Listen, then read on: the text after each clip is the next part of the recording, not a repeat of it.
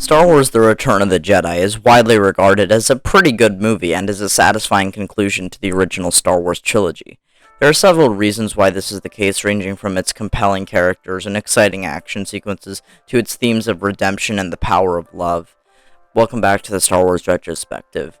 And in today's video, we're talking about The Return of the Jedi, and I'm not entirely as hot on this movie as a lot of people are. It's good. I like it. It used to be my favorite one for a long time. But yeah, now I like cinema more, and I know that there are other better movies. As if you've been following this retrospective, the background's changed. I'm in Massachusetts. I mean, I can't really control my background right now.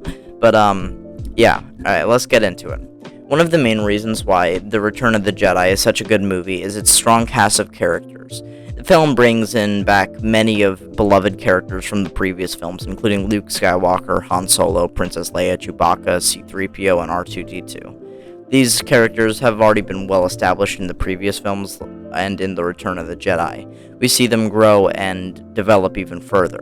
For example, Luke Skywalker's journey to become a Jedi Knight reaches its conclusion in this film as he confronts his father, Darth Vader, and ultimately redeems him as well. In addition to its compelling characters, The Return of the Jedi is also known for its exciting action sequences. This film features several memorable set pieces, including the speeder bike chase on Endor and the climactic lightsaber duel between Luke Skywalker and Darth Vader.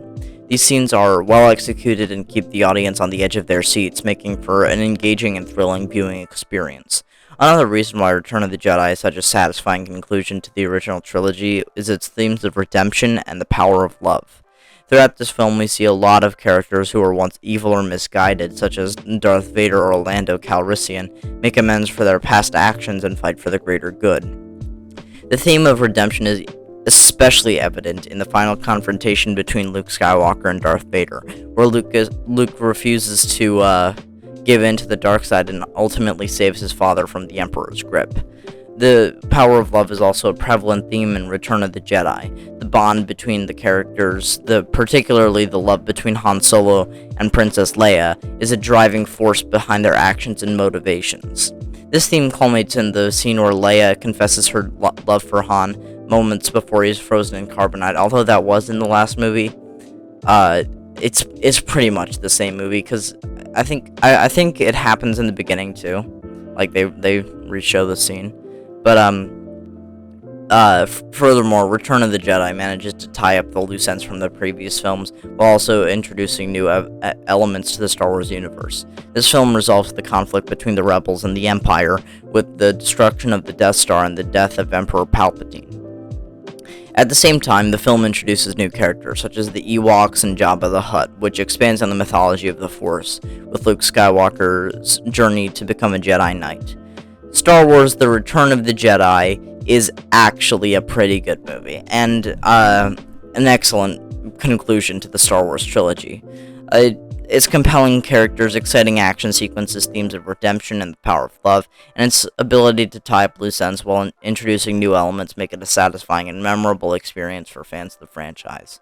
This film's success also paved the way for the future Star Wars films, including the prequel and the sequel trilogies, which continue to be monetarily good.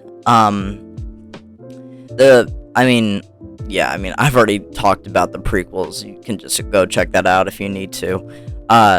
Return of the Jedi is often regarded as a pretty good movie, and it's a satisfying conclusion. However, like any film, it has its flaws. I'm going to explore some of the flaws of Return of the Jedi and how they do not detract from the overall quality of the movie, but also just keep in mind that this is not the best one out of the original three. This is the worst one, but that's just because A New Hope and Empire Strikes Back are masterpieces of cinematic achievement, so take that as you will. One of the most significant flaws of Return of the Jedi is its inclusion of the Ewoks. While some fans enjoy the cute and cuddly creatures, others see them as a gimmick designed to sell merchandise, which is how I see it.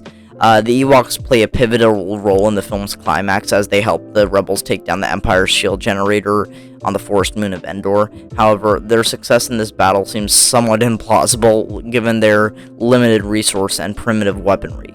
Moreover, the Ewoks' presence in the film can be seen as a deviation from the more serious tone of the previous films, and some fans can find them to be an unwelcome addition to the Star Wars universe. Another flaw of Return of the Jedi is the film's pacing. The first act of the movie takes its time to set up the story and reintroduce the main characters. However, the second act, which also takes place on Jabba the Hutt's sail barge, feels overly long and meandering. The rescue of Han Solo from Jabba's palace is a thrilling sequence, but the extended musical number and the drawn-out fight scene between Luke and the Rancor can feel tedious and unnecessary. Some fans argue that this section of this film could have been shorter, allowing more time to explore the film's themes and character development. But despite these flaws, Return of the Jedi remains a pretty good movie. The film's strengths, such as its compelling characters, exciting action sequences, and themes of redemption and the power of love, outweigh its weaknesses. So the film's climax, which sees the rebels taking down the second Death Star, and Luke confronting Darth Vader and Emperor Palpatine, is a satisfying conclusion to the trilogy. Moreover, Return of the Jedi does an excellent job of wrapping up the loose ends. This film resolves all the conflict between the Rebels and the Empire, and concludes the storyline of characters such as Han Solo and Princess Leia. However, they do end up showing up later, but whatever. This film also introduces the new elements to the Star Wars universe, such as the Jedi Order's final battle against the Sith.